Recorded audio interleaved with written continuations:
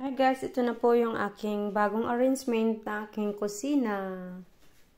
So, dito na yung aking lamesa. Pinaganon ko na dati pa ganyan yan siya. Tapos, ito yung aking binili na regal or stante.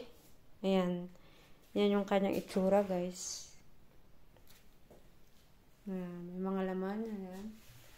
Philips, andyan na nakalagay yung mga bubot ko. Ayan. Bulaklak. Kasi wala siya mapaglagyan eh. Yun yung aking rice cooker. Radio, rice cooker. Soda pop. Toaster. Yung aking kitchen machine.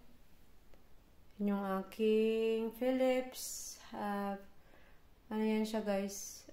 Prituse. Ano ba? High loaf prituse.